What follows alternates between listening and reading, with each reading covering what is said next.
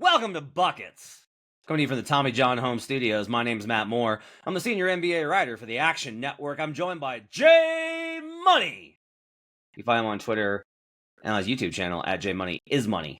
Check him out, giving out picks every single day. He's with me to do best bets for Tuesday, March 18th in the association. Hope your St. Patrick's Day weekend was great. Hope you guys had a safe and happy time.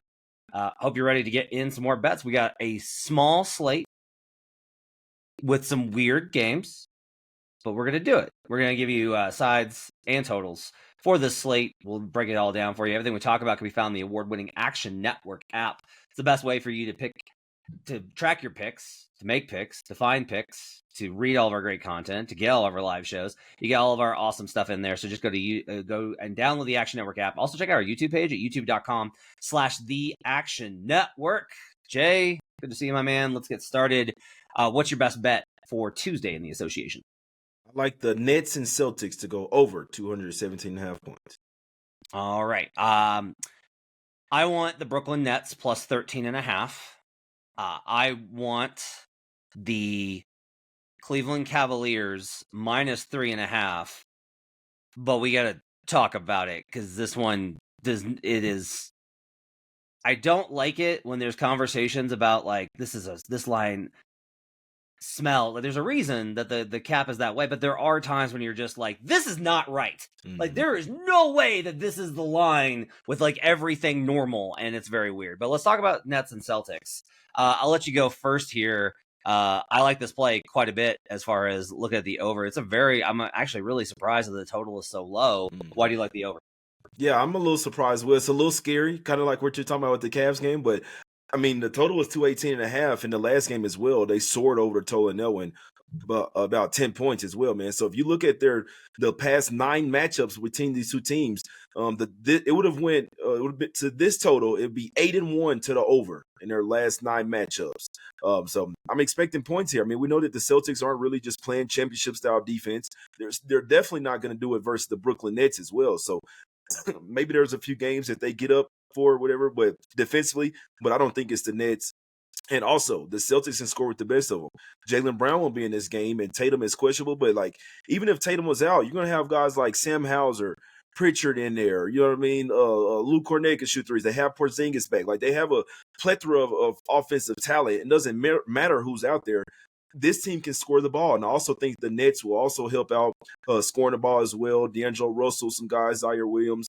So regardless, I like this to go over. I mean, the Celtics might put up 120 points by themselves, in my opinion. So, like I said, main point is that last 9 matchups, 8-1 to the over of this total here, gotten at least 219 points. So we're rocking with the over here once again. I think it cashes back-to-back games. Yeah, I've got both teams going over. I've got the edge on the Nets team total at about 6 points because in part, Boston's home defense has not been good this year.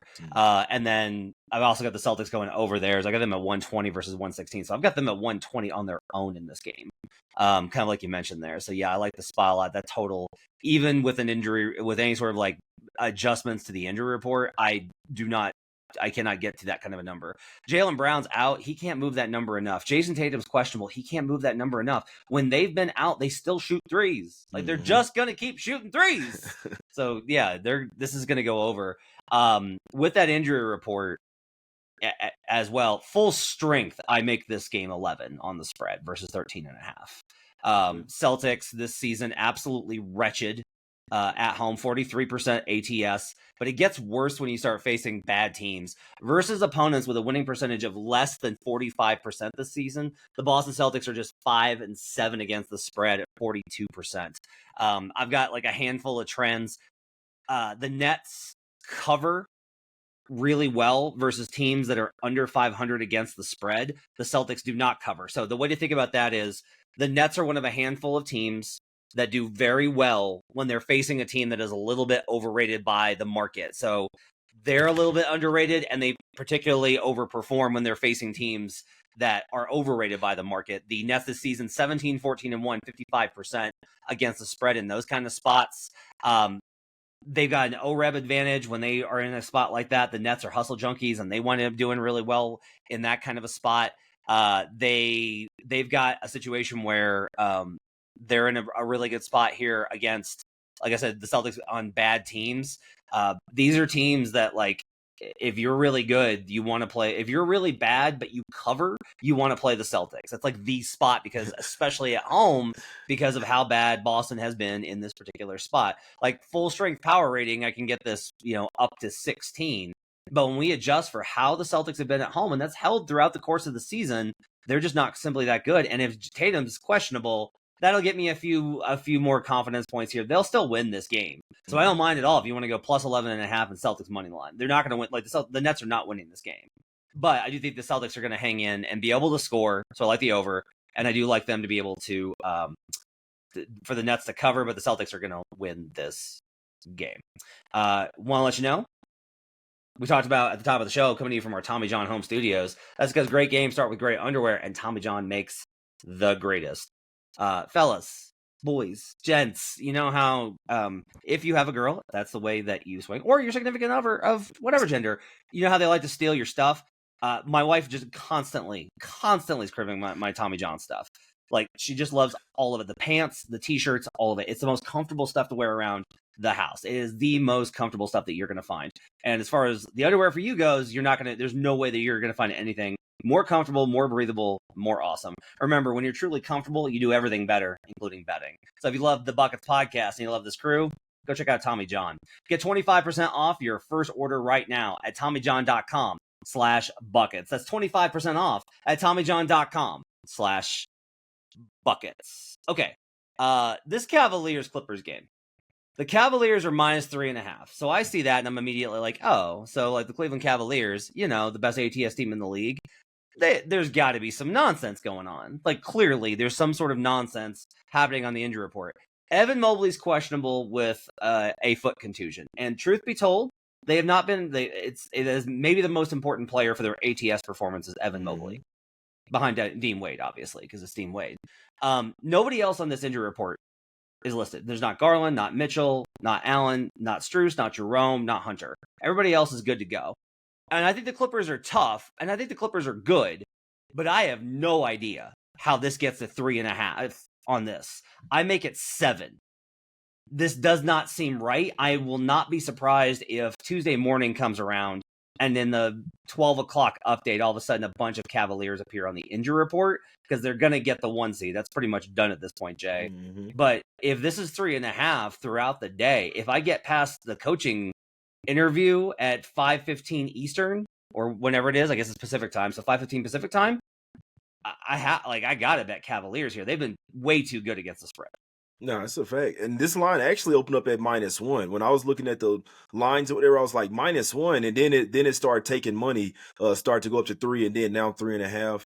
But I'm with you. I think that Mobley is probably one of the most important players on the team for the Cavs. Because if you look at who's been the most improved player on that roster, obviously it's coaching, but Mobley has been an absolute beast this year. He, especially like when he's been fully healthy as well. So offensively and defensively, I really think he's probably the most important player to that team, to where it's like, if he's out, you can really see a decline with the team. We know what Mitchell and Garland are going to do, but Mobley really, he's an anchor of the defense. He can guard out on the perimeter. And also, he's a matchup nightmare for most teams because he's a scoring big man that can handle the ball. So if Mobley was out, I could understand this line. But, I mean, I agree with you. When I saw -1, I was like, that's a pretty fishy line right there. I mean, the Clippers are so all over the place, man. You never know what you're going to get from the Clippers. But they have won 6 of 7. They've covered 5 of 7. I mean, they have Kawhi playing well, Harden playing well, Zubac's playing well. So Bogdanovich is even broken out of his slump and starting to get used to playing with the team. So if Mobley was out, I wouldn't be surprised if the Clippers were able to compete here. But full squad with the Cavs, obviously coming off their first loss after that long win streak, then obviously they're probably going to be a little pissed here. So I just know it's hard for me to trust the Clippers. I never know what I'm going to get from them. But we know what we're going to get from the Cavs. And at full strength, I agree. There's no way that this line should look like this. So I've got one more here, which is the Clippers just absolutely, like, they blew out their last opponent. They absolutely just slammed them. I forget who it was. That's how much of a forgettable game it was. Hornets. Teams in the middle, like after the first 2 months of the season, when they are home and they just beat an opponent by 25 or more, and they're home dogs, okay, are 50, 71, and 5 at just 41% against the spread. So the logic here, if you're looking for the trend logic, is you just beat an absolutely terrible team. You blew the doors off of somebody, but now you're up against, you're actually like, this is such a mismatch that you're a home dog, which is rare. There's a natural like letdown after a big win, and then you're facing a team that is actually power rated better than you by margin of home court advantage. The numbers for the Cavaliers in this instant are 71, 50, and 5, so 59%. They win straight up 71% of the time. So I'll be on Cavaliers as long as there's no nonsense, but you gotta wait to see if there's any sort of Cavaliers nonsense. So be patient. Make sure on this one, don't get caught by the ridiculousness of March. I compared March basketball to a Dr. Seuss book tonight, Jay. That was my comparison because that's how ridiculous it is. Everybody's like, they went 17-2 in March. They're the hottest team in the league. And I'm like, good. They scored the Florps and their Bezos rating was 500. None of this is real. None of this. Pacers without everybody beat the Wolves tonight. Ruined our parlay. Absolutely smacked them. We're recording this on Monday night. Nuggets sitting Jokic and Murray and Brown are up 12 in the third quarter on the Golden State Warriors playing everybody. March is ridiculous, but we can still find value. So hopefully we cash.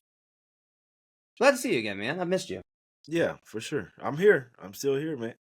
I know you're here. I just don't get to do shows because I'm on different nights. You and Sean got it covered on lockdown. My thanks, David Payne. Appreciate his production tonight. Gifford Gould, Friday Rubino. Getting this up at youtube.com/The Action Network. We will see you guys again tomorrow night for more best bets. This is my last for the week. I'm doing a little spring break vacation back half of the week. Hope you guys all cash. Have a very profitable week. We'll see you guys again next time. Till then, let's get buckets.